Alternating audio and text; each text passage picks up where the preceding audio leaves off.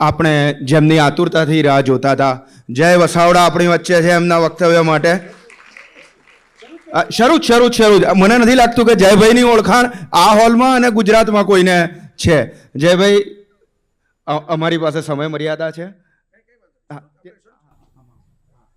મલ્હારભાઈ અભિવાદન કરશે જયભાઈનું. મલ્હારભાઈને વિનંતી કરીશ. કરી દો. ભારત કુલ ફાઉન્ડર મલ્હાર દવે.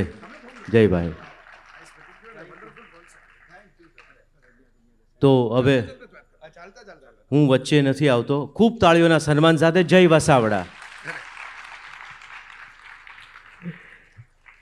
ખૂબ ખૂબ આભાર. પહેલાં તો તમારા બધાની ક્ષમા માગી લઉં. એવું નથી હોતું કે ઓડિયન્સ છે એને ટેકન ફોર ગ્રાન્ટેડ લેવાનું હોય ને આપણે કોઈ મોટા વીઆઈપી હોય એટલે લેટ થઈએ તો ચાલે. હું ઘણીવાર એવું કહેતો હોઉં છું કે પ્રતીક્ષા છે એ ગોપીભાવ છે.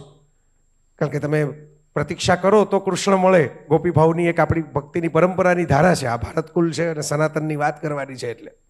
પણ મુશ્કેલી એ થાય કે ભાઈ રોનકને ખ્યાલ છે અમે કાલે જ એક બહુ મોટો કાર્યક્રમ કર્યો અહીં. હવે એમના બધા ગેસ્ટ છે એને સંભાળવાની અમુક જવાબદારી મારી હતી. કોઈને મોકલવાની, કોઈની ટેક્સી કરવાની, કોઈને પહોંચાડવાની. અને પ્રિય બાપુ પણ પધારેલા. અને પ્રિય બાપુ વિદાય લે પહેલાં મારે એમને વંદન કરવા તો જવું જોઈએ. બાપુ કોઈ પુરસ્કાર નથી લેતા પણ મારે એમને કમસે કમ તિરસ્કાર જેવી ભાવના ન લાગે એટલી આદર તો આપવાનો જ હોય. એટલે એ કારણથી હરદ્વારને મેં વાત પણ કરેલી કે ભાઈ તમારી કોઈ બીજું આયોજન થઈ શકતું હોય તો થોડું આમ તેમ કરો. હરદ્વાર મને કે અમારા બધા શ્રોતાઓ છે એ હોશિયાર છે, સહનશીલ છે. ભારતમાં રહેનારી પ્રજા અમે ટ્રાફિક સિગ્નલ ઊભી હોય તો સહનશીલ થઈ જાય. એટલે એણે મને બહુ પ્રેમથી કીધું કે તમે તારે આવો, વાંધો નહીં, અમે અમે અમે સંભાળી લેશું. હવે મુશ્કેલી એ છે કે મારા પછીના વક્તા પણ આવી ગયા છે.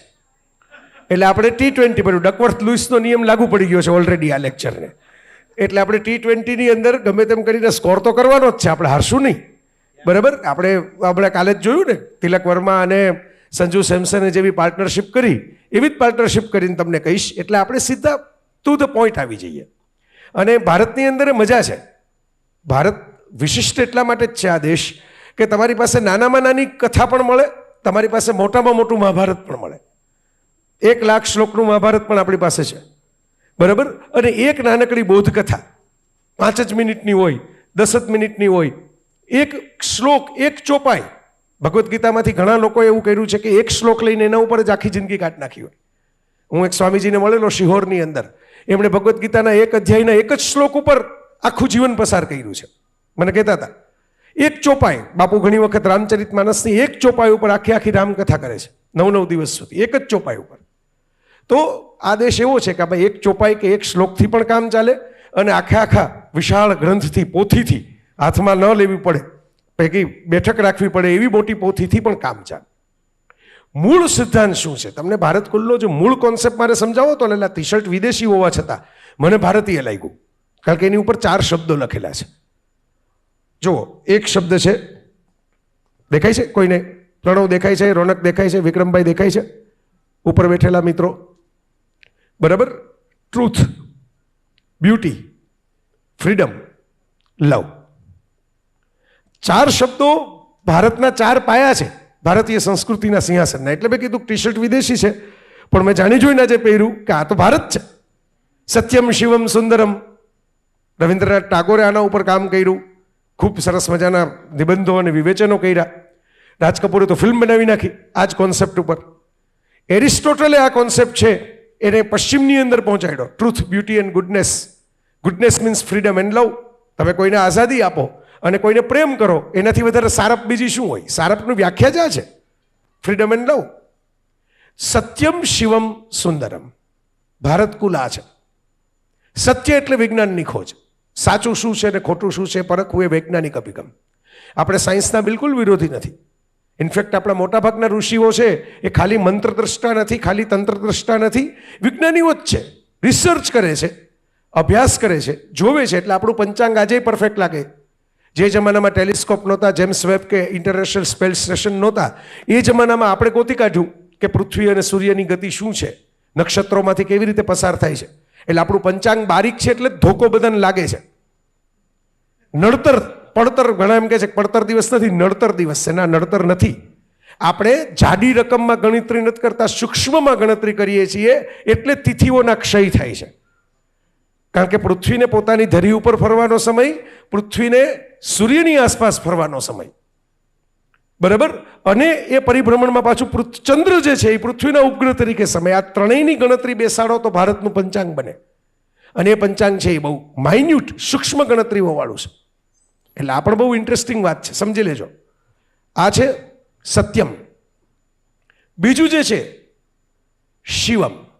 જો આપણે સાયન્સની વાત કરી, બરાબર, આપણે શસ્ત્રક્રિયા, અમુક ઔષધિઓના કેવા ઉપયોગ થાય, ખાલી ખગોળશાસ્ત્રમાં જ કામ કર્યું છે એવું ન માનતા, જીવનશાસ્ત્રમાં પણ કામ કર્યું છે. નાગાર્જુન નામના એક આપણા ઋષિ છે, એ કેમેસ્ટ્રી રસાયણશાસ્ત્રના સૌથી પહેલા ઉદ્ગાતા ગણાય છે દુનિયામાં. એટલે વિજ્ઞાનની અલગ અલગ, આપણે 2020 રમવાની છે એટલે હું બહુ ડીપમાં નહીં જાઉં, પણ હું તમને એવી વાત તો કરીશ જ જે મજબૂત હોય, જે તમે ઘરે લઈને જઈ શકો. એવું ન થાય કે તમે અહીંથી બહાર નીકળો ત્યારે જેવા આવ્યા હતા એવા જ આપણે રહ્યા. ભારત આ કહે છે કે તમે કોઈ નદીને 2 વખત પાર કરી શકતા નથી. આપણા ઉપનિષદનો મંત્ર છે. કારણ કે નદીને તમે 1 વખત પાર કરી પછી તો પાણી નવું આવી ગયું. તમે નદીનું નામ એનું એ રાખો છો, પાણી તો એનું એ નથી. તમે ગંગાના ઘાટ ઉપર જઈ અને આચમની લીધી ત્યાં લગીમાં તો પાણી નવું આવી ગયું ગંગામાં. એટલે તમે અહીંથી બહાર નીકળો ત્યારે સાવ કોરા નીકળો એવું તો મને ન પાલવે, ભલે મારી પાસે 10-15 મિનિટ જ હોય. પહેલી વાત આ કે સત્યમ એટલે વિજ્ઞાનની ખોજ. સત્ય શું છે અને શું નથી, કયા વસ્તુનું કારણ શું છે, કોઝ એન્ડ ઇફેક્ટ રિલેશનશિપ. આ જે ખોજ છે એ ભારતકુલ છે, એ સનાતન છે. ભારતના ઋષિઓએ સત્યની ખોજ કરવા માટે સંસાર છોડી દીધા, સિંહાસન છોડી દીધા. તમે વિચાર કરો, આ પૃથ્વી ઉપર એક જ એવો દેશ છે જેણે છોડ્યું છે ને એને રાજા ગણ્યા છે. જેણે રાજપાટ કર્યું છે ને રાજા નથી ગણ્યા. મહાવીરે છોડી દીધું એટલે અલ્ટિમેટ રાજા. રાજાઓ જેની સામે મસ્તક સમાવે મહાવીર. તથાગત બુદ્ધ છોડી દીધું. રાજાઓ જેની સામે મસ્તક નમાવે એ બુદ્ધ. કૃષ્ણ ખરેખર તો રાજવી તરીકે જ જન્મવાનો હતો, પણ એ ગોવાળિયા તરીકે મોટા થયા. રાજાઓ જેની સામે, રાજાધીરાજ ગણાય છે. કૃષ્ણ માટે તો વપરાતો શબ્દ છે. અને આપણે બોલીએ છીએ દ્વારકાધીશ કી જય, પણ યાદ રાખજો કે દ્વારકાધીશ એ કૃષ્ણ છે ને, એમને દ્વારકા વસાવી છે, પણ ધીશ નથી થયા. સમજો બરાબર. એમણે તો સુધર્મ સભા બનાવેલી અને પિતાશ્રીને બેસાડ્યા હતા. અધ્યક્ષ, ચેરમેન જેને કહેવાય આજની ભાષામાં સભાના ચેરમેન કોણ હતા? એમના પિતા હતા. વડીલોને આગળ કર્યા છે. મથુરામાં ઉગ્રસેન નાનાને બેસાડ્યા, દેવકીના પિતાને. પોતે રાજ કરવા માટે પોતે રાજનું સંચાલન કર્યું છે, બ્રહ્માંડનું સંચાલન કર્યું છે, પણ પોતે એક જગ્યાએ ખુરશી નાખીને બેસીને જ ક્યાંક આ મારું રાજપાટ, કારણ કે એમણે હૃદય ઉપર રાજ કર્યું છે. રામે વનવાસ સ્વીકારી લીધો.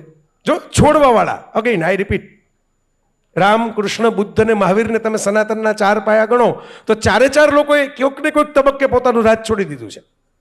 કોઈકે મથુરા છોડ્યું, અથવા તો માની ગોદ છોડી, કોઈકે અયોધ્યા છોડ્યું. બુદ્ધ અને મહાવીરને તો આપ બધા ત્યાગ જાણો જ છો, એમને તો પરમેનન્ટ છોડ્યું. એટલે સનાતન સંસ્કૃતિ જે છે એનું જે શિવમ જે છે એ આ છે.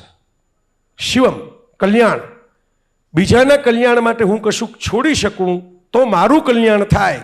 આ જે પાયાની ભાવના છે, પરોપકારની ભાવના, માનવતાની ભાવના, હ્યુમિનિટી જેને કહેવાય. એટલે તમે વિચાર કરો કે આ એક એવી સંસ્કૃતિ છે કે જેણે ઇકોલોજીનો વિચાર કર્યો. માત્ર મનુષ્યોનો નહીં, વૃક્ષોનો, પાણીનો. એટલે વરસાદના પણ દેવતા હોય, નદીઓને પણ માતા ગણવાની હોય, અલગ અલગ પ્રાણીઓ, પશુ પંખીઓને દેવી દેવતાઓના વાહન તરીકે જોડી દીધા.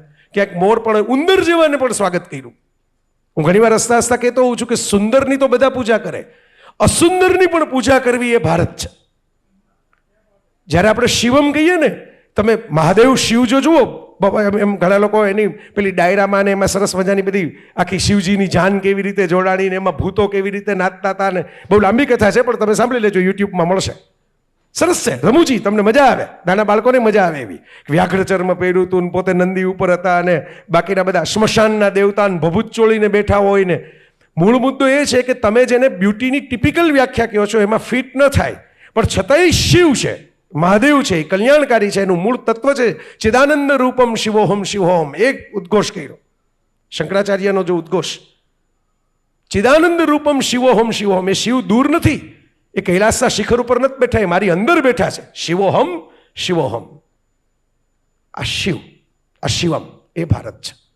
સત્યમ જે ભારત છે, શિવમ ભારત છે. શિવમ એટલે માત્ર મારું નહીં, બધાનું કલ્યાણ થાય, માત્ર મારું. આને તો ભદ્રાહા આવો શ્લોક વિશ્વના કોઈ પણ સંસ્કૃતિ પાસે નથી. બધી બાજુથી મને સારા વિચારો પ્રાપ્ત થવો એવો નથી. મારો વિચાર છે એ શ્રેષ્ઠ અને સારો વિચાર છે એવું જ બધા કહે છે. મારો ગ્રંથ અલ્ટિમેટ છે, મારી પૂજા પદ્ધતિ અલ્ટિમેટ છે. બાકીના 12 મુખ્ય ધર્મો જો વિશ્વમાં ગણો તો એમાંથી 11 તો આ જ કહે છે. બરાબર? આ ભારત એક એવું કહે છે જેને સનાતનનું ભારત કહું છું. પછી એમાં નાના નાના ફાંટાઓ તો ઘણા પડ્યા છે અને હું હસતા હસતા કહેતો હોઉં છું કે આપણે ક્લોઝ ડોર એપલ નથી, ઓપન સોર્સ એન્ડ્રોઈડ છીએ. આપણામાં જેને જે એપ બનાવી હોય એ બનાવે. એ તો સરકારી ઓફિસમાં કામ કરનાર અરશદુબેન પૂછો, કોઈ ક્લાર્ક સવારે એમ કે ભાઈ હું તો કલ્કીનો અવતાર છું, હું કાલથી નોકરીએ નહીં આવું. અને એને કાઢી મૂકે જો બોલ્યો કે ગવર્મેન્ટ કે ભાઈ આ તમારી આમાં સમરી નોટ ભરાતી નથી સરખી રીતે, તો એમ કે ભાઈ ના ના મને તમારું પેન્શન મળવું જોઈએ. અવતારને પાછું પેન્શન જોતું હોય. લોકોને રમવું જ લાગે. લોકોને એમ લાગે કે આમાં તો અરાજકતા છે, કેઓસ છે. નો, ઇટ ઇઝ નોટ કેઓસ. તમે જ્યારે ઓપન સોર્સ સિસ્ટમ બનાવો ને ત્યારે થોડીક ધમાલ તો થાય જ, થોડાક વાયરસ વધારે આવે છે. પણ એને કારણે સિસ્ટમ ક્લોઝ કરી નાખો તો એક વ્યક્તિની, એક ગ્રંથની, એક વિચારધારાની માલિકી થઈ જાય. એ ન થાય એના માટેનો ડેમોક્રેટિક સ્પિરિટ એ શિવમ છે ભારતનું. કે we are by birth genuinely democratic. અમે ડેમોક્રેસીમાં માનીએ છીએ. અમે તમને છૂટ આપશું. આ થયું શિવમ. બરાબર? એટલે શિવમ સમજવું બહુ અટપટું પણ છે અને બહુ સહેલું પણ છે. એકચ્યુઅલી આપણા સંસ્કૃતિમાં મોટાભાગની વાતો છે ને બહુ સહેલી છે, પણ પછી ધંધાર્થીઓ આવે ને કોઈ પણ વાતમાં તો દુકાન ત્યારે જ ચાલે કે જ્યારે કોઈક વસ્તુને અઘરી બનાવી દેવામાં આવે. ત્યાં લગી તો કોઈ રોકડા આપે નહીં. બાકી એક જ શ્લોક છે મહાભારતમાં, જે તાલમુદમાં પણ એ જ અર્થની એક વાત છે, કુરાનમાં પણ એ જ અર્થની એક આયાત છે, બાઇબલમાં પણ જીસસનું એ જ અર્થનું એક વચન છે. એટલે ટૂંકમાં કેવું પરમ સત્ય હશે કે દુનિયાના, અને મેં પોતે તારવેલું છે. It's a golden truth. હું એવો શબ્દ વાપરું છું, સોનેરી સત્ય. સોનેરી સત્ય કોને કહેવાય? જે વિશ્વના તમામ ગ્રંથોમાં એક સાથે દેખાતું હોય. તો હું તમને અત્યારે ટાઈમ નથી, બાકી સાઇટેશન કરી દે કે ક્યાં કઈ જગ્યાએ કઈ વખત લખાયેલું છે. પણ એ એક જ લીટી છે કે આપણી સાથે જે થાય અને આપણને ગમે એ બીજા સાથે કરવું, અને આપણી સાથે જે થાય અને આપણને ન ગમે એ બીજા સાથે ન કરવું. This is a golden truth. વિશ્વના તમામ ધર્મગ્રંથો કહે છે, પણ સૌથી જૂનું જો એ ગોલ્ડન ટ્રુથનું ઉચ્ચારણ હોય તો મહાભારતમાં છે. વેદ વ્યાસે લખેલું છે. આ જ સત્ય. આમાં બધું બંધારણ આવી ગયું. મને કોઈક જૂટવી જાય, બળજબરી કરે, ગમે ન ગમે તો મારે બીજાનું કંઈ જૂટવવું નહીં, એની બળજબરી કરવી નહીં. As simple as that. જે પોરસે સિકંદરને કહ્યું હતું, સિકંદર એક જવાબ ઉપર એરિસ્ટોટલનો શિષ્ય હોય ને થોડીક એમનામાં જ્ઞાનધારા હતી એટલે એ નીકળી ગયો. અને તમે વિચાર કરો, એ જ વસ્તુ જ્યારે પૃથ્વીરાજ ચૌહાણે શાહબુદ્દીન ગોરીને કહી ત્યારે એ ન નીકળી ગયા. આ ફરક છે સારા ગુરુ હોવા સાથેનો. તમારી પાસે કંઈક સારા ગુરુ હોય તો તમને થોડીક અક્કલ આવે કે આ કરાય ને આ ન કરાય. આ શિવમ જો તમને સમજાઈ ગયું હોય, સત્યમ તો બહુ સમજવું સહેલું છે, કારણ કે આપણે અત્યારે બધા સત્યમના યુગમાં જીવીએ છીએ, કારણ કે સાયન્ટિફિક યુગમાં જીવીએ છીએ. એટલે સત્યમ સમજવું અઘરું નથી. એકની એક બે થાય તો થાય, પાણી 0 ડિગ્રીએ બરફ થાય તો થાય. પણ શિવમ જો તમને સમજાઈ ગયું હોય તો મેં જાણી જોઈને વચ્ચેનો શબ્દ સુંદરમ છેલ્લે રાખ્યો. આ બહુ ભારતની યુનિકનેસ, અજોડ લાક્ષણિકતા જે હોય એ આ છે. સત્યમની વાતો ઘણા બધા કરે, શિવમની વાતો ઘણા બધા કરે, બધા પોતપોતાની રીતે કરે. મેં કહ્યું આપણે જેટલી અખિલાઈથી કરી એટલી તો કોઈએ નથી કરી. તું વટથી કહું છું, હકથી કહું છું. આપણે ઘણા લોકો કહે ને કે ભાઈ હવે ભાઈ મને એવા દલીલ કરવાવાળા મળ્યા છે બીજી બહાર જઈએ અને એમ કે ભાઈ તમારે ઇન્ડિયામાં તો કેટલા બધા દેવી દેવતાઓ છે.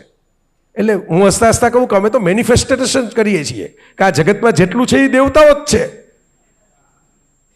એટલે જ્યારે 33 કરોડની વસ્તી હતી ત્યારે અમે 33 કરોડ દેવતા કહેતા હતા. હવે અમે 1.5 અબજ દેવતા કહીએ, અને હવે તો જંતુઓને દેવતા ગણીએ છીએ. બરાબર? હવે વૃક્ષોને દેવતા ગણીએ છીએ. આ શરમાવા જેવી, મૂંઝાઈ જવા જેવી વાત નથી. મને એક જાહેરમાં સવાલ પૂછાયેલો અને એક પ્રકારના આક્ષેપાત્મક ટોનમાં પૂછાયેલો, તમે કૃષ્ણની બહુ વાતો કરતા હો છો, કૃષ્ણની તો 16,108 રાણીઓ હતી, આ કોઈ આદર્શ થોડું છે.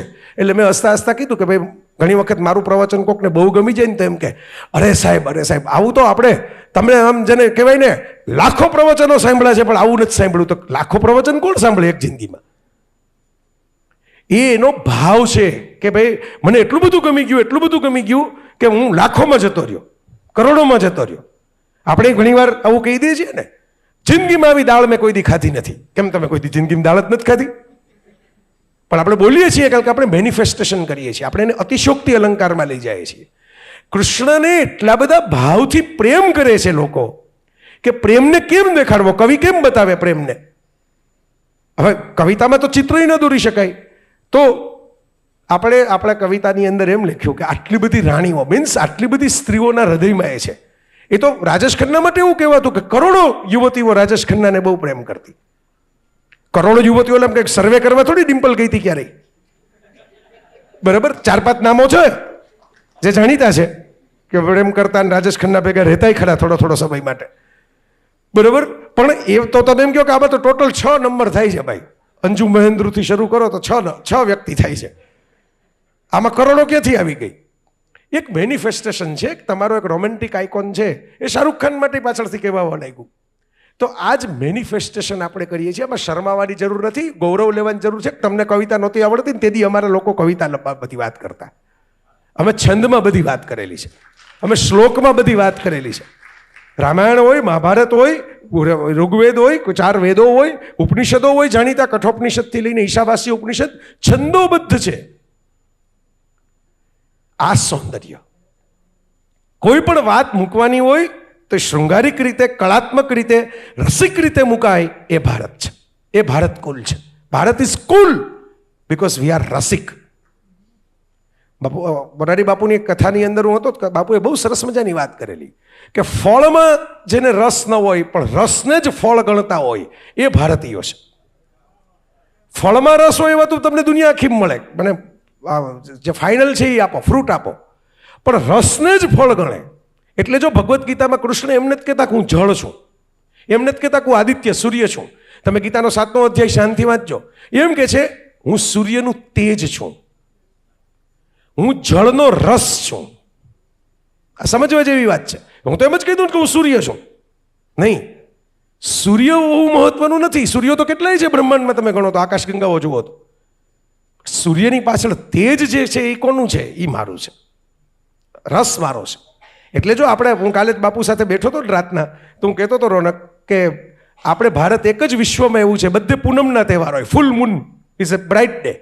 આપણે અમાસને સૌથી મોટો તહેવાર ગણીએ છીએ, કારણ કે આપણે અંધારાને ખરાબ નથી ગણતા, અંધારાને અજવાળાનો ભાગ ગણીએ છીએ, એની સુંદરતા આપીએ છીએ. એમાંય દીવડા પ્રગટાવીએ, એમાંય આતશબાજી કરીએ, એમાંય રંગોળી કરીએ, એમાંય સરસ નવા કપડાં પહેરીને નીકળીએ. અંધારું અમારા માટે ખરાબ નથી, અમે અંધારાને શણગારી શકીએ છીએ. એ ભારત છે. તમે વિચાર કરો, સર્જનના તો બધા ઉત્સવ મનાવે, બર્થડે તો આપણે બધા મનાવીએ, બર્થડેની કેક ને ચોકલેટ તો બધા ખાય. વિસર્જનની પણ જે શોભાયાત્રા કાઢે એ ભારત છે. બરાબર, સર્જન તમે જુઓ, જે ઓપનહાઇમરે જે શ્લોક યાદ કર્યો એટમ બોમ્બ વખતે, કાલો અસ્મિ લોકક્ષય પ્રવૃત્ત, વિક્રમભાઈ, કાલો અસ્મિ લોકક્ષય પ્રવૃત્ત વાળો જે શ્લોક છે એ આમ જુઓ તો નેગેટિવ થાય કે ભગવાન તો બધી સારી સારી વાતો કરે, હું તમારું કલ્યાણ કરી દઈશ ને, હું તમારો ઉદ્ધાર કરી દઈશ ને. ભગવાન એમ કે હું તો તમારો કાળ છું, હું તમને ખાઈ જઈશ. પણ ભારતે જન્મ અને મૃત્યુને બે અંતિમ નથી ગણ્યા, ટ્રાન્ઝિશન પોઈન્ટ ગણ્યા છે. તમારી ઉર્જા અને ચેતનાનું રૂપાંતરણ થાય, એક રૂપમાં તમે આવો એ જન્મ થયો, અને બીજા રૂપમાં તમે જ્યારે જાઓ એ મૃત્યુ થયું. એ રૂપાંતરણની પ્રક્રિયા ગણી છે. એટલે મૃત્યુ પણ ઈશ્વરની લીલા છે, જન્મ પણ ઈશ્વરની લીલા છે. બંનેને લીલામાં ગણ્યું. દુનિયાની સંસ્કૃતિ હોય એટલે રસિકતા જે હું કહું છું, જે સુંદરતા હું કહું છું, એટલે વિચાર કરો, આપણા પ્રાચીન મંદિરો તમે જોશો એમાં અત્યંત સુંદર શિલ્પો જોવા મળશે, જેટલા આજે જોવા નથી મળતા. અને કોઈ પણ ધર્મના હોય, જૈન કે બૌદ્ધ ધર્મના હોય તો પણ ભલે તમે અજંતા ઇલોરા જાઓ તો તમને આ એક સાથે દેખાશે. કારણ કે એમાં જૈન ધર્મ છે, બૌદ્ધ ધર્મ છે, સનાતન હિન્દુ ધર્મ છે, બધું જ એક સાથે છે. ટાઈમલાઈન જુદી જુદી છે. શું કામ આ રસિકતા છે? કારણ કે એવું માનવામાં આવ્યું કે જ્યાં લગી માણસમાં રસ ન હોય ત્યાં લગી માણસમાં ભક્તિ પણ નહીં આવે. એટલે જે વૃંદાવનમાં રાસ રચી શકે એ જ કુરુક્ષેત્રમાં ગીતા સંભળાવી શકે. આ બે સાથે જોડાયેલી ઘટના છે. તમને રાસ ન રચતા આવડતો હોય તો તમારે ગીતા કહેવા તમે જાઓ તો તમે બોરિંગ પ્રોફેસર જેવા લાગો. યુનિવર્સિટીની અંદર ભણાવતા હોય ઘણા મિત્રો અને ક્લાસમાં બદલે લોકો બહાર બેઠા હોય એવા. કારણ કે તમે રસ પેદા નથી કરતા. Education is all about creating interest. રસ પેદા કરવો. આ રસ પેદા કર્યો આપણી સંસ્કૃતિ. એટલે છંદોમાં વાત કરી, કવિતાઓમાં વાત કરી, લયબદ્ધ રીતે ગાઈ શકાય એવી રીતે અધ્યાત્મ આપ્યું, વાર્તાઓમાં વાત કરી. ભગવદ્ ગીતાને છૂટી કહી શકાય હોત. ભગવદ્ ગીતાના બાલીઓ કે તેન ત્યક્તેન ભુંજીતા જેવો શ્લોક તો ઈશાવાસ્ય ઉપનિષદમાં છે જ, જે ગીતા વાત કરે છે મમત્વનો ત્યાગ, સ્થિતપ્રજ્ઞતા. પણ ભગવદ્ ગીતા એમ તમે કહો તો લોકોને બોરિંગ લાગે, બોર્ડ ઉપર લખેલું સુવાક્ય લાગે. એટલે એની સાથે યુદ્ધની એક રમ્ય કથા જોડવામાં આવી કે જેને કારણે ગીતા તમને યાદ રહી જાય. ઉપનિષદ કદાચ ભૂલાઈ જાય પણ ગીતા ભૂલાય નહીં. ઉપનિષદનો અર્ક તમને યાદ રહી જાય. રામાયણ કે રામચરિત માનસમાં જે સાર કહેવામાં આવ્યું છે એ પરમ સત્યો છે બધા જીવનના, પણ એ પરમ સત્યો સીધે સીધા કયો તો તમને બોરિંગ લાગે. વોટ્સઅપમાં સવારમાં પોરમાં આવેલો કોઈ ઉપદેશનો મેસેજ લાગે. એટલે એની સાથે એક ઉત્તમ કથા જોડવામાં આવી છે જેની સાથે તમે એનગ્રોસ થઈ જાઓ, જોડાઈ જાઓ. આ સુંદરમ એટલે શૃંગાર ભારતમાં રસ છે, કામ ભારતમાં દેવ છે. કોઈ શૈતાનિક પ્રવૃત્તિ નથી, કોઈ પ્રોહિબિટેડ પ્રવૃત્તિ નથી, કોઈ ઢાંકી દેવાની પ્રવૃત્તિ નથી. એને દેવ માનવામાં આવે છે. એને શિવ વરદાન આપે, પેલા ભસ્મ કરી દે ને પછી વરદાન આપે રતિની પૂજા થાય એટલે અનંગ રહેવાનું, પુષ્પધન્વાના 5 બાણ. આ ભારત જે છે એ ભારત આપણને જ સમજાતું નથી એટલે આપણે બીજાને સમજાવી શકતા નથી. આ કરુણતા છે એટલે આપણે શરમાઈ જઈએ છીએ. આજે જે પશ્ચિમ, સ્વામી વિવેકાનંદે એકવાર કહેલું છે, મારું કહેલું નથી, કે કૃષ્ણની જે વાતો છે ને એ પશ્ચિમ ફોલો કરે છે અને જીસસની જે વાતો છે ને એ ભારત ફોલો કરતું થઈ ગયું. 150 વર્ષ પહેલા સ્વામીજીનું ઓબ્ઝર્વેશન છે. 150 વર્ષ પહેલા. Just think about it. તમે કોઈ પણ વિવેકાનંદ ગ્રંથ પૂરા જો વાંચ્યા હોય, સમગ્ર ગ્રંથાવલી, તેમાં તમને આ વાક્ય મળી જશે. એમણે એક પત્રમાં લખેલું અમેરિકાથી બેઠા બેઠા. બરાબર. આપણે જે ઉત્સવ કે ભાઈ જીવન એક ઉત્સવ છે, લાઈફ ઇઝ અ સેલિબ્રેશન. કાલે સુભાષ ભટ્ટ અમારી સાથે બહુ સરસ પરમ વિદ્વાન કહેતા હતા જીવન ક્ષણભંગુર છે. એ તો બધાને ખબર છે, કોને ખબર નથી જીવનનો કોઈ ભરોસો નહીં. બરાબર. આ તો ઠીક છે, હું હરદ્વારને ફોન ઉપર કહેતો હતો પહોંચું છું, આ સિગ્નલે છું, આ સિગ્નલે છું, પણ એ તો કોક સિગ્નલે કોઈક ગાડી ભટકાઈ જાય, તમારે એ મિનિટ એમ કેવું પડે ભાઈ હવે તો હોસ્પિટલમાં છું. બરાબર. જીવન ક્ષણભંગુર છે. ખબર નહીં એ પલકી ઓર બાત કરતે કલકી, વી નેવર નો. પણ બાકીના બધા શું કહે છે કે જીવન ક્ષણભંગુર છે, તો આમાં શું રસ લેવો? બ્રહ્મમ સત્ય જગત મિથ્યા, એવું પણ ભારતમાં કહેવાયું. શંકરાચાર્યએ જ કહ્યું ભજ ગોવિંદમ મૂઢ મતે. પણ આપણી ધારા એ છે કે જીવન ક્ષણભંગુર છે એનો અર્થ એવો નહીં કે તમે મોઢું ચડાવીને એરંડિયું પીધું હોય ને 4 દિવસનું કબજિયાત હોય એવું બૂડ બનાવીને બધું ખરાબ છે ને બધું નકામું છે ને બધું ફાલતું છે ને આવા પ્રોગ્રામે ન કરાય ને આવા ભાષણે ન કરાય ને આવા ટી શર્ટે ન પહેરાય ને એવું કરીને ખૂણામાં બેસી જાઓ. બરાબર. જીવન ક્ષણભંગુર છે એટલે જ ઉત્સવ છે, એટલે જ સેલિબ્રેશનની મજા છે. પરમેનન્ટ હોય ને એને સેલિબ્રેશન ન હોય. તહેવાર ત્યારે જ તહેવાર ગણાય જે ઓકેઝનલી આવે, રોજ તહેવાર ન હોય. મીઠાઈ ખાવાની મજા તો જ આવે જો તમે ક્યારેક ખાતા હો. રોજ તમે ઉઠીને મીઠાઈ 500 ગ્રામ ખાતા હો પછી એની મજા નીકળી જાય, પછી તો રૂટીન થઈ જાય તમારું. Anything which is routine is boring. એટલે આપણા ભગવાન પણ દાંપત્ય જીવનના ભગવાન છે. સીતા રામ, લક્ષ્મી નારાયણ. તમે જુઓ શંકર પાર્વતી, આમ તો ઉમા મહેશ પણ કહેલે, એમાંય ઘણીવાર સ્ત્રીનું નામ આગળ લેવાય. તમે વિચારજો સ્ત્રી સ્વાતંત્ર્યની કેવી પીઠિકા, સ્વયંવર, ફિમેલ વિલ ચૂઝ. આ ભારત છે. સત્યમ શિવમ સુંદરમ એ ભારત છે. આ જો 3 કોન્સેપ્ટ તમને સમજાઈ જાય તો ભારત તમને સમજાઈ જાય. તો તમને જ્યારે કોઈ લોકો દલીલ પણ કરે કે આમાં આમ કેમ છે, આમ કેમ છે, તમે કહી શકો કે તો એમ પણ હોય. રામકૃષ્ણ પરમહંસ કાલીઘાટ ઉપર બેઠા હોય, સાવ સાદા સીધા માણસ, કોઈ શિબિર નહીં, કોઈ આશ્રમ નહીં, કોઈ તામજામ નહીં, કોઈ મોટી યાત્રાઓ શોભાયાત્રાઓ નહીં, એમને કાલીઘાટના પેલા બેઠા હોય ખાલી કિનારે. તો એમાં બહુ મોટા એક વિદ્વાન બંગાળના એમને મળવા આવ્યા અને એમણે એમ કીધું કે હું સંપૂર્ણ નાસ્તિક છું, ઈશ્વર છે જ નહીં. તમે જે બધી ભક્તિની ને પૂજાની વાત કરો છો એ એકદમ ખોખલી છે. ત્યારે બંગાળમાં એક એવો યુગ હતો જેને કહેવાય અંગ્રેજી શિક્ષણ આવ્યું હતું, ઘણા બધા લોકો ઈશ્વરચંદ્ર વિદ્યાસાગર ને એવા ક્રાંતિકારી, અને એના ફાયદા થયા ભારતને. અમુક કુરિવાજો અને અમુક જે પરંપરાઓ હતી એ તૂટી. તો આ યુગ જે હતો એ યુગની સામે પેલા ભાઈ બહુ મોટા ક્રાંતિકારી રામકૃષ્ણ પરમહંસે બહુ પ્રેમથી સ્માઇલ કરતા કરતા એમને સાંભળ્યા. એમણે ખૂબ દલીલો કરી, 1.5 કલાક લગી બધી દલીલો રજૂ કરી અને પછી કીધું કે બોલો હવે તમે કહો છો કે ઈશ્વર છે. એટલે વિવેકાનંદ એવા સુપાત્ર લાગેલા એટલે એમની માથે હાથ મૂકીને રામકૃષ્ણએ બતાવેલા.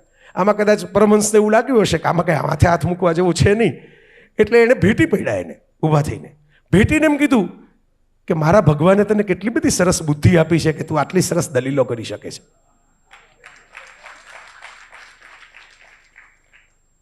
હું આસ્થાવાન છું તો હું શું કામ તને એમ કહું કે તું નાસ્તિક છો? હું એમ કહું છું કે તારા પાસે તર્ક શક્તિ ખીલેલી છે, એ પણ મારા ઈશ્વરની કૃપા છે કે તને આટલો સરસ તાર્કિક બનાવ્યો, એનો ફાયદો છે આ જગતને. આ ભારત છે સાહેબ. સર્વનો સ્વીકાર એ ભારત છે. સુધાર તો પછી થાય, પહેલા સ્વીકાર હોય એ ભારત છે. અને એટલે મારા સમાપનમાં, કારણ કે મેં કીધું ને મારે 2020 રમવાની છે, પણ મેં તમને અર્ક જ સીધો નીચોવીને આપી દીધો. બરાબર. પેલું હોય ને શરબત બે પ્રકારે થાય. એક તમે બધું નીચોવીને તૈયાર કરો એ, બીજું તમને ખબર હોય તો આવી એક નાની નાની પેલું ટેબ્લેટ આવે એને તમે પાણીમાં હલાવી દો. હવે બહુ એવું ફેશનેબલ આવે છે, ફોરેનથી પણ ઘણા લઈ આવે છે. હલાવી દો એટલે સીધું ઓરેન્જનો આખો ગ્લાસ તૈયાર થઈ જાય. ખાલી 2 ટેબ્લેટ હોય, હલાવી દેવાની હોય.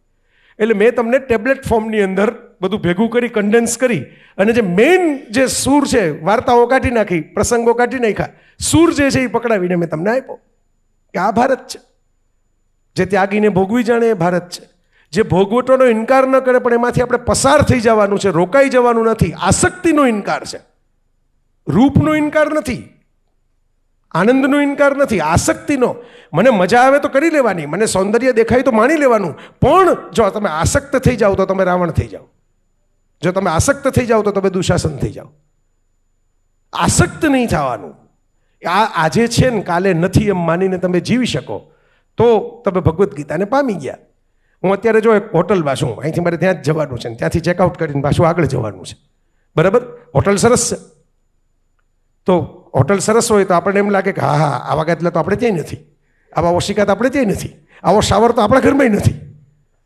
બરાબર. મજા આવે. હવે તમે પાછા જતા રહ્યો, ધારો કે આ તો ઠીક છે હું કારમાં જવાનો છું, પણ કારમાં ન જવાનો, ટ્રેનમાં જવાનો હું તો રેલવે સ્ટેશને જાઉં, તો ત્યાં તો કંઈ જે 5 સ્ટાર હોટલમાં જેવી સુવિધાઓ હોય એવી હોય નહીં. એટલે આપણે એમ કે હમણાં તો આપણે કેવી સરસ જગ્યાએ હતા, હવે ક્યાં આવી ગયા, જો ના કૂતરા આટા મારે છે, ના કેળાની છાલ પડી છે, વેફરના પડીકા પડ્યા છે. હોટલ ભાડુતી છે. રેલવે સ્ટેશને તમે જે ગંદકીમાં ઊભા છો એ પરમેનન્ટ નથી, વેઇટિંગ રૂમ છે. તમે તો ટ્રેનની રાહ જુઓ છો, ટ્રેન તમને લઈ જવાની તમારા ઘરે. ઘર પરમેનન્ટ છે, જેવું હોય એવું. ઝૂંપડી હોય તોય ભલે, મહેલ હોય તોય ભલે, ઘર પરમેનન્ટ છે. એમાં જ તમારે સૌથી વધારે રહેવાનું છે. અલ્ટિમેટલી તમારે કોઈ ઘરે જવાનું છે, અને ઘરે જવા માટે તમને નેગેટિવમાં નેગેટિવ જગ્યાઓમાંથી પણ પસાર થવું પડે, અને પોઝિટિવમાં પોઝિટિવ એક્સપિરિયન્સમાંથી પસાર થવું પડે. નથી હોટલ કાયમી, નથી રેલવે સ્ટેશનનો બાકડો કાયમી, એમ માનીને જે મુસાફરી કરી શકે એ ભગવદ્ ગીતાને પામી ગયા, એ વિતરાગ અને સ્થિત પ્રજ્ઞતાને પામી ગયા. આ જ ભારત છે, આટલું જ ભારત છે. અને એટલે આપણે ત્યાં 4 શબ્દો આપવામાં આવ્યા. ઘરે જતી વખતે આ 4 શબ્દો ઉપર ચિંતન કરજો. એક છે દ્વૈતવાદ, એક જે દુનિયાભરમાં છે, વિશ્વના તમામ ધર્મો જેમાં માને છે કે એક બેઠા છે સુપ્રીમ ઓથોરિટી, ઈશ્વર, અલ્લાહ, ગોડ, જે તમે નામે બોલાવો હોય, સુપ્રીમ ઓથોરિટી. અને આપણે બધા છે એ માલિક તેરે બંદે હમ. આ દ્વૈતવાદ. એક છે અદ્વૈતવાદ, કે આવું કંઈ છે જ નહીં, બધું એક જ છે. અહમ બ્રહ્માસ્મિ તત્વમસી, આ અદ્વૈતવાદ. હવે આ બે તો બધાને ખબર છે, આ બહુ અઘરી વાત નથી. પણ રામાનુજાચાર્ય અને નિંબાર્કાચાર્ય એમણે જે વાત કરી વિશિષ્ટાદ્વૈત અને દ્વૈતાદ્વૈત, એ સમજવા જેવી વાત છે. કે પાણીમાં તમે શીશો હોય, એમાં પાણી ભરી અને તમે નદીમાં મૂક્યો હોય, અને શીશો તૂટી જાય તો પાણી તમે પાછું ભરી શકો, પણ એ સેમ પાણી આવી ન શકે. પારદર્શક શીશામાં તમને પાણી છે અને બહાર પણ પાણી છે, પણ પેલું શીશાનું પાણી બહારના પાણી સાથે ભળી નથી શકતું, કારણ કે વચ્ચે કાચની દિવાલ છે. એ શરીર છે અને પેલો આત્મા છે. અને બાકી જેને અવતાર ફિલ્મની ભાષામાં કહું તો મા ઈવા, અને સ્ટાર વોર્સ ફિલ્મની ભાષામાં કહું તો ફોર્સ છે, જે તમારી આસપાસનું પાણી છે. આ વિશિષ્ટાદ્વૈત અને દ્વૈતાદ્વૈતના જે કોન્સેપ્ટ છે ને એ બહુ અદ્ભુત છે. કે એટલે બ્રહ્મ સગુણ સાકાર પણ થાય ને નિર્ગુણ નિરાકાર પણ થાય. એ લીલા છે, ક્રીડા છે, રમત છે, પ્લેફુલનેસ છે. અને એ નરસિંહ મહેતા જેવા કોઈ, હર્ષંદુભાઈ 500 વર્ષ પહેલાં આઈન્સ્ટાઈનના પેદાઈ નહોતા થયા, એ જમાનામાં શક્તિ સંચયનો E=mc² નો નિયમ નહોતો બન્યો ત્યારે. બરાબર. એવું કહી શકે કે તમે વિચાર કરો, અંતે તો હેમનું હેમ હોય, અંતે તો હેમનું હેમ હોય. અખિલ બ્રહ્માંડમાં એક તું શ્રીહરિ જૂજવા રૂપે અનંત ભાસે. અને એટલે મહેતાજીએ એ લખી ગયા છે કે એ સૌ પ્રપંચ પેટ ભરવા તણા. અમારા જેવા જે યુટ્યુબમાં આવીને ગોઠવાઈ ગયા છે ને, એના માટે તો મહેતાજી એ જ મને આગાહી કરેલી કે એ સૌ પ્રપંચ પેટ ભરવા તણા. મેં હમણાં એક સરસ મજાનો વિડીયો મને કોઈ મોકલ્યો હતો, તો આખો વિડીયો મેં જોયો. વિડીયોમાં કોઈ, હવે આમાં તો એટલા બધા હવે નવા આવી ગયા છે કે આપણે નામે વિડીયોમાં નામ ન હોય ખબર જ ન પડે કે આમાં કોણ હતા. તો વળી નામની ખબર કેવી રીતે પડી? છેલ્લે એમણે ત્યાગની ને મોહમાયાની મુક્તિની ને જીવન કેટલો બધો આમ છે ને તેમ છે ને સંસાર દુઃખ છે ને, તમે તો આપણે જન્મ થતાં આપણને એમ લાગે કે હાય આપણે તો કયા પાપ કરી રહ્યા છે કે આપણે આ સાંભળવું પડે ને જન્મ લેવો પડે. એટલું બધું ઉપદેશ એમણે વિડીયોમાં 7 મિનિટ લગી આપીને છેલ્લે નામની ખબર એટલે પડી કે આ મારી ચેનલ છે, તમે અત્યારે જોઈ શકતા હશો સ્ક્રીન ઉપર એ ચેનલનું આઈડી. આને ભૂલ્યા વગર સબસ્ક્રાઇબ કરજો અને અમારા નવા વિડીયો માટે બેલ આઇકોન દબાવજો. અરે મેં કીધું હમણાં તો આટલું બધું દુઃખ અનુભવતા હતા સંસારમાં, અને હવે એમને યુટ્યુબમાં નવા પ્રેક્ષકો ભેગા કરવા છે પાછા.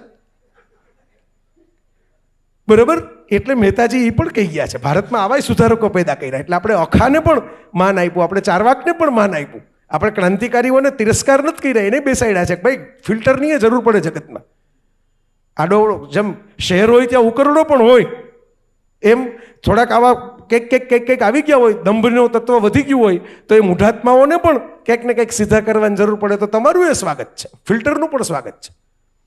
તો મિત્રો આ ભારતને જો આપણે ઓળખી લઈએ તો બહુ અટપટું ને અઘરું નથી. મેં તમને સમજાવ્યું એમાં કંઈ મને એવું નથી લાગતું કે નાના બાળકને કંઈ મુશ્કેલી પડે.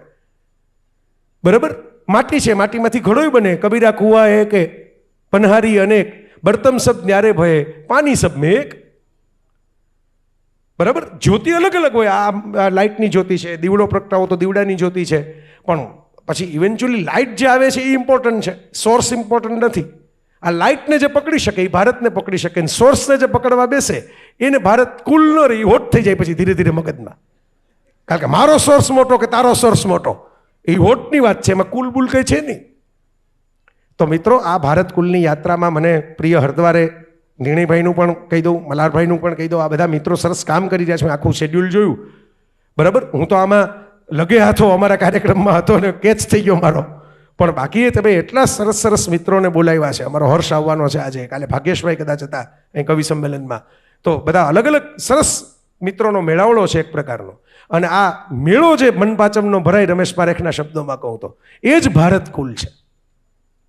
તમે જે ભારત ઉત્સવોનો દેશ એટલે જ છે કે તમે ભેગા થાઓ, તમે હળો મળો, તમે એક્સચેન્જ કરો, તમે આનંદ કરો, આનંદની અનુભૂતિ કરો. એટલે ચિદાનંદ રૂપમ શિવોહમ શિવોહમ, ખાલી શિવોહમ શિવોહમ નહીં, સચ્ચિદાનંદ સ્વરૂપે મોક્ષ છે. મોક્ષ એટલે કંઈ આમ ખૂણામાં જઈને ગોઠવાઈ જવું આમ ઘણાનું નથી. આમ કહું આપણે આ પ્રોગ્રામમાં કંઈ રસ ન પડે, આમ છેલ્લી ખુરશીએ જઈને બેઠા હોય. બરાબર, એ સમાધિ નથી, એ નિરસતા છે. તમે એમ કહો કે તો સમાધિને ઉપલબ્ધ થઈ ગયા છે, એને કાંઈ એવું સાંભળવું ગમે નહીં. બરાબર, અમારે ઘણા યોગ શિબિરમાં સવારમાં 5 વાગે જાય ને પછી દિવાલ ગોતીને ત્યાં યોગ કરતા હોય. એટલે પેલા ટીચરને એમ થાય કે બહુ એને આમ કે ભાઈ પ્રાણાયામમાં સાક્ષાત્કાર થઈ ગયો છે, એની નીંદર આવી ગઈ હોય 15 મિનિટ માટે. બરાબર, તો આવી નીંદર ન આવી જાય એના માટે કંઈક ને કંઈક વચ્ચે વચ્ચે જગાડવાવાળા એવા કરે. એટલે ભારતે લોક નથી કર્યું કે અમે છેલ્લા આ ફાઇનલ આ ગ્રંથની બહાર જવાનું નહીં. અહીં કોઈ પણ માણસ ઊભો થઈને એમ કહી શકે કે મને ગીતાનો આ શ્લોક ગમે છે, હું આ અપનાવીશ, આ નથી ગમતું, આ નહીં અપનાવું, આ મને ગમ્યું, આ નથી ગમ્યું, આ મને નથી ગમ્યું એ કહેવાનો અધિકાર તમને આપે, અને આ મને ગમ્યું છે તો આ સ્વીકારવાનો અધિકાર આપે એ ભારત છે. બાકી તમારા ગમવા ન ગમવા સાથે મોટાભાગના ધર્મો જોડાયેલા જ નથી, સંસ્કૃતિઓ જોડાયેલી જ નથી. તમને ન ગમે એટલે પાકિસ્તાનમાં જઈને જુઓ, બ્લાસ્ફેમી, ઈશ નિંદા માટે ફાંસી થઈ ગઈ, એક મિનિસ્ટરને મારી નાખવામાં આવ્યા હતા વચ્ચે તો. બરાબર, બ્લાસ્ફેમી ભારતમાં નથી, કોન્સેપ્ટ જ નથી, કાયદો જ નથી, ધર્મમાં નથી. શું કામ નથી? એટલા માટે તમને ન ગમ્યું કાંઈ વાંધો નહીં ભાઈ, રામકૃષ્ણ પરમહંસ જેવું ભગવાને તને કેટલી બધી તર્ક શક્તિ આપી છે કે તું ઈશ્વરનો ઇનકાર આટલો સરસ રીતે કરી શકે છે. ન ગમ્યું કાંઈ વાંધો, તમે ગમ્યું એવું પાડો, ન ગમ્યું એ ભૂલી જાઓ. છતાંય તમારું સ્વાગત છે, છતાંય તમે ભારતીય છો, છતાંય તમે સનાતન છો. કારણ કે સનાતન ક્યારેય જૂનું શું કામ ન થાય? આપણે બોલીએ સનાતન, જે નિત્ય નૂતન છે એ સનાતન છે. સનાતન એટલે પ્રાચીન નહીં, નિત્ય નૂતન સ્વરૂપ ધારણ કરી શકે એ સનાતન. એટલે જે રથ અને ધોતીમાં પણ સનાતન છે, ટી શર્ટ પેન્ટ અને કારમાં પણ સનાતન છે. કારણ કે સનાતન એ વિચારની ધારા છે, સનાતન એ પ્રચારની ધારાય નથી, અને સનાતન એ કોઈ વસ્તુ સાથે સંકળાયેલી વાત પણ નથી. એટલે તમે બધા ખૂબ આવો ભારત કુલનો ઉત્સવ મનાવતા રહો એવી તમને બધાને શુભકામનાઓ. મારા પછીના વક્તાની પણ આગોતરી ક્ષમા પ્રાર્થના કરી લઉં, કારણ કે મારી ઇનિંગ રમવા માટે ક્રિકેટમાં એવું થાય ને, ઘણીવાર કોઈક ખેલાડી રન વધારે કરી જાય પણ સામાન્ય સેન્ચુરી અટકી જાય. બરાબર, એ રાહ જોતો એક મારી સ્ટ્રાઇક આવે એટલે હું હવે સ્ટ્રાઇક મારી હટાવું. કોઈકે ક્યારેક સ્ટ્રાઇક હટાવવી પડે તો કંઈક જગ્યા થાય. કોઈક વાર ધોની રિટાયર થાય તો કોઈક સંજુ સેમસનના ઋષભ પંતના વારા આવે, નહીં તો વિકેટ કીપર તરીકે એક જ માણસ બેઠો હોય. તો એટલા માટે હું અહીંથી તમારી વચ્ચેથી વિદાય લઉં, પણ હું જે તમને નાના નાના ભારતના કોન્સેપ્ટ્સ આપી જાઉં છું, જે વિચાર આપી જાઉં છું, એ તમારી અંદર રાખશો તો તમારે જય વસાવડાની જરૂર જ નથી. અમારા મોરારી બાપુ એમ જ કહે છે કે તમારે રામકથા સાંભળવાની જરૂર નથી જો તમે ખરેખર રામને પકડી લ્યો તો આ જો તમે વિચાર કરશો આને ઉપર, આ વાત ઉપર, સત્યમ શિવમ સુંદરમ અને આ દ્વૈત અદ્વૈતના સિદ્ધાંત ઉપર, તો આપોઆપ તમને આખું ભારત બહુ કુલ થઈને સમજાશે. અને એ ભારતના તમે જો જીવનમાં ઉતારશો તો લોકોને તમારે ભારત વિશેના સનાતન વિશેના ઉપદેશ નહીં આપવા પડે, તમને જોઈને સમજી જશે કે આ સનાતન છે, આ ભારત છે. ધન્યવાદ. તમારો ભરપૂર પરિચય હોય પણ મુદ્દાની વાત, આપણો જે વિષય છે યુવાનો સાથે અને યુવાનોને ઘૂંટડો ગળે ઉતારી શકે એ તમારું કામ એકદમ જબર. આપણો વિષય આજનો સનાતન અને યુવાનો. અત્યારે સનાતનની વ્યાખ્યા અત્યારના યુવાનો એ એટલી અલગ રીતે કરતા થઈ ગયા છે, તેને સાચી રીતે વાળવાનો રસ્તો કયો હોઈ શકે? કારણ કે શું થાય, સરસ વાત છે કે આપ ઇન્સ્ટાગ્રામ ને એમાં બધામાં અવેલેબલ ને તમે જરાય ચિંતા કરો, હું તમારો પ્રશ્ન સમજી ગયો. એટલે તમે મારા વિશે ન વાત કરો તો ચાલશે સવાલ ઉપર. એટલે એમાં નહીં, એમાં એવું પોસ્ટ આવે કે બધાને હિન્દુઓના તહેવાર જ નડે છે, ફોડો તમે તમારા ફટાકડા. એટલે આપ તો રાજકોટના ખબર છે, આજ વખતે લગભગ મારું ઓબ્ઝર્વેશન કે ફટાકડા ખૂબ ફૂટ્યા. એટલે યુવાનો કદાચ ખોટી રીતે લે છે તો સારી રીતે વાળવાનો રસ્તો કયો હોઈ શકે? જો મૂળ મુદ્દાની વાત શું છે કે સનાતન અત્યારે જે ચાલે છે એની વોટ્સઅપ ક્યુ સનાતન છે. એમાંના મોટાભાગના મિત્રોને હું મળું છું અર્ધવાર, અને મોટાભાગને પૂછું છું કે ભાઈ તમે આમાંથી કેટલા ઉપનિષદ વાંચ્યા? વાંચવાની તો વાત ઠીક છે, પછી આપણે ડિસ્કાઉન્ટ કરી દઈએ, કેટલા જોયા? ઘણીવાર તમે વાંચો નહીં પણ જોયા તો હશે ને. મેં કીધું આમ જોયા તો હોય ને કે આ ઉપનિષદ આ છે, આ ઉપનિષદ આ છે, આ કેનોપનિષદ છે, કેન ઈશ પ્રસિદ્ધ, આવું બધું કેનોપનિષદના શ્લોકમાં છે. ઉદ્દાલક બૃહદારણ્યક ઉપનિષદમાં મૈત્રી અને યાજ્ઞવલ્ક્યનો સંવાદ છે. આટલી તો ખબર હોય ને. અગત્ય ને લોપામુદ્રા કયા વેદમાં આવે છે? આવા 4-5 સવાલો પૂછો ત્યાં લગીમાં તો બધું પૂરું થઈ જાય. કારણ કે આ તો ફોરવર્ડ જ લીધેલું જ્ઞાન છે. સનાતન ફોરવર્ડ કેવી રીતે થાય? સનાતન તો ઊભું જ હોય સતત. તમે એને ફોરવર્ડ ન કરી શકો. તમે લાઇટની સ્વિચ ઓફ કરી શકો, તમે સૂરજની સ્વિચ ઓફ ન કરી શકો. તમે સમજો આવા. એટલે જે તમારો પ્રશ્ન બહુ જ વાજબી છે, એટલે મને રાજીપો થયો. એટલે મેં કીધું મારે ઇન્સ્ટાગ્રામને અને મારા વખાણ તમે ઓછા કરો, પણ મૂળ મુદ્દો તો હું સમજી ગયો છું તમારો. આજે જે સનાતન છે એ જે ચાલે છે એ શું ચાલે છે? બીજાઓ જે કરે છે એની નકલ કરવી. એ બીજાઓ જે કરે છે એની નકલ કરવામાં તમારો તો પેલા આત્મવિશ્વાસ જ રહેતો નથી. તમારે તમારી ગેમ રમીને આગળ વધવાનું છે, નહીં કે નહીં? વિરેન્દ્ર સહેવાગને વર્ષો પહેલા, આ એનો સહેવાગનો એક સરસ, સહેવાગ પાછું બોલે સરસ, ટ્વીટે સરસ કરે, જોજો તમે, એની બધી રમૂજી માણસ છે. અને વર્ષો પહેલાં એમ કહેવામાં આવ્યું કે તમારી મેક્સિમમ પાર્ટનરશિપ જે છે એ રાહુલ દ્રવિડ સાથે થાય. કારણ કે સહેવાગ ઓપનિંગમાં આવે ને જો લાંબુ રમે તો એકાદ વિકેટ પડી ગઈ હોય, સચિન કે કોઈ જતા રહ્યા હોય એની સાથે આવ્યા હોય, પછી વન ડાઉનની અંદર એ સમયે રાહુલ દ્રવિડનું મોટા ભાગે આવવાનું થતું. તો કે તમે ક્યારેક એવું નથી લાગતું કે ભાઈ આ 300 રનની પાસે આવ્યા હો, 296 રને ઊભા હો, 295 રને ઊભા હો, અને વિકેટ જવા દો થર્ડ સેન્ચુરી, તો કોકવાર દ્રવિડ થઈ જવાય.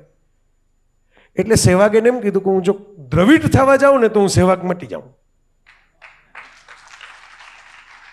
દ્રવિડ સહેવાગ થવા જાય તો એ દ્રવિડ મટી જાય.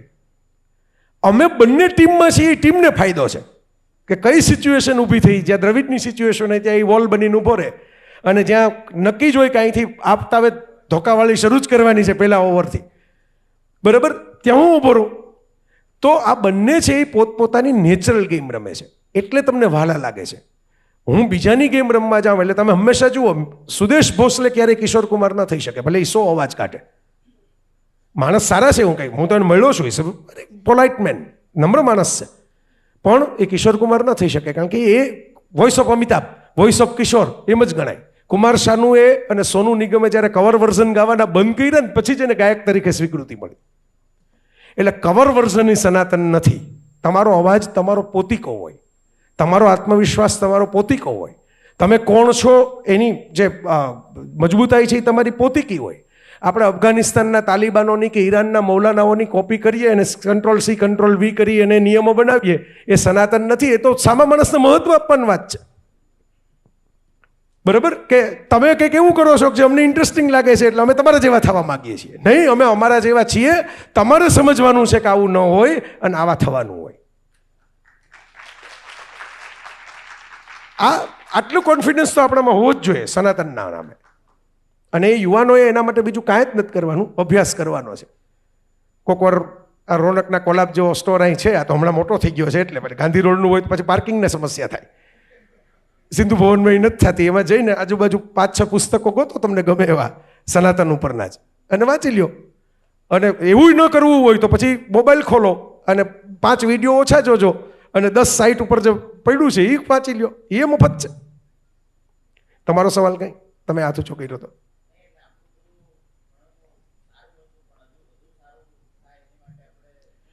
એના માટે એ કરવું પડે જે મેં નિત્ય નૂતન અને જળવાળી વાત કરીને કે ભાઈ ખાલી જૂનું જ હતું એનો અહોભાવ રાખવાને બદલે નવું સર્જન કરવું પડે. આપણે શું કરીએ છીએ? જે થઈ ગયું એનો અહોભાવ બહુ કરીએ છીએ, પણ નવાનું શું? બહુ પ્રાચીન તો પેલું બહુ સરસ હતું અને એનો આપણે બહુ આનંદ કર્યો. હવે નવું કંઈક આપણે કરીને બતાવીએ. જેમ માની લો કે અત્યારે જે અયોધ્યામાં રામ મંદિર થયું તો એ નવું રામ મંદિર થયું. હવે પ્રાચીન મંદિર હોય તો એ તો જૂનું થઈ ગયું હોય. સોમનાથનું જે મંદિર છે સરદાર પટેલે જીર્ણોદ્ધાર કર્યું તો નવું બનાવ્યું જે હતું. પછી મોદી સાહેબે તો એનાથી વધારે નવું કરી નાખ્યું જ્યારે એમને આવ્યું ત્યારે.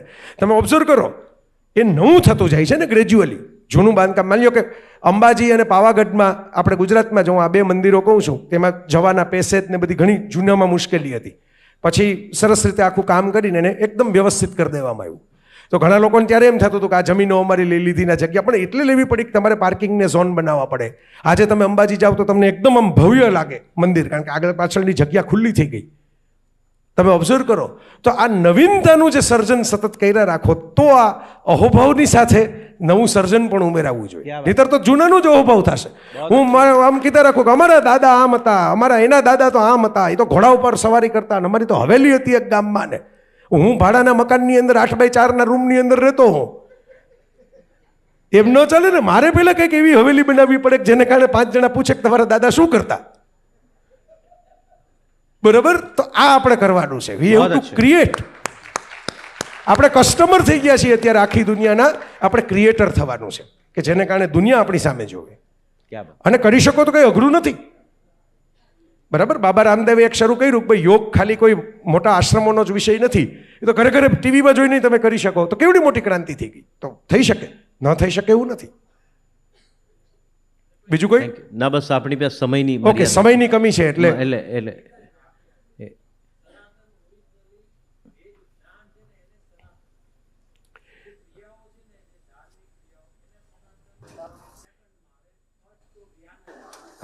એ તમે જે વાત કરો છો સ્પિરિચ્યુઅલ અને રિચ્યુઅલ, આ 2 શબ્દો છે. એક સ્પિરિચ્યુઅલ છે અને એક રિચ્યુઅલ છે. રિચ્યુઅલ એટલા માટે હોય કે માણસને પ્રેક્ટિસ પડે. હું નદી કિનારે કંઈક કરતો હોઉં તો મને એમ લાગે કે અહીં ફ્રેશનેસ છે. કોઈ પહાડ ઉપર જઈને કરતું હોય એને એમ લાગે કે મને અહીં ભક્તિ કરવામાં ફ્રેશનેસ લાગે છે, તાજગી લાગે છે. કોઈ ઘરમાં બેસીને કરતું હોય, કોઈ વૃક્ષ નીચે બેસીને કરતું હોય. પછી થયું શું? ધીરે ધીરે આ અમારા ગુરુજી આ વૃક્ષ નીચે હતા, વૃક્ષ મહાન છે, બાકીના વૃક્ષો નકામા. Thank you. આ જ એક વૃક્ષ મહાન છે, આ જ એક નદી મહાન છે, આ જ એક પર્વત મહાન છે એવું ન હોય. પણ એ વાતાવરણ છે એ તમને ગમ્યું એટલે તમે સ્વીકાર્યું. એ રિચ્યુઅલ થયા. અને જે મૂળ ટ્રુથ મળ્યું એ સ્પિરિચ્યુઅલ થયું. બુદ્ધને પીપળા નીચે જ્ઞાન મળ્યું, એમાં બુદ્ધને જે જ્ઞાન મળ્યું એ સ્પિરિચ્યુઅલ છે અને પીપળા નીચે બેસવું એ રિચ્યુઅલ છે. ક્યાં વાત, આટલું છે. ક્યાં વાત. Thank you. તો એકવાર જય વસાવડા માટે ખૂબ તાળીઓ. Please give big hand. ખૂબ વ્યસ્તતાઓ વચ્ચે પણ બહુ જ સહજ રીતે એમણે કહ્યું કે હું આવી જઈશ એટલે આવી જઈશ. એટલે એક આ મારો ભાઈબંધ છે એટલે એને મારે એ કે એટલે બેન ત્યારે કીધું હતું કે થોડીક મુશ્કેલી સમયની કદાચ પડશે તો મને કે એવી હું છું ને સંભાળી લઈશ થોડું. એટલે આ ભાઈબંધીનો ભરોસો છે. અને મેં પહેલા એક ક્ષમા માગી કે ભાઈ તમારું થોડુંક આયોજન આમ તેમ થયું એટલે એમાં કઈ એવું નથી કે મારો કોઈ ભાવ હતો એવું કરવાનો, પણ એવું થયું તો એનો અર્થ એવો નથી કે હું સ્પેશિયલ છું. એટલે again I am sorry for that. નહીં. Thank you sir, thank you.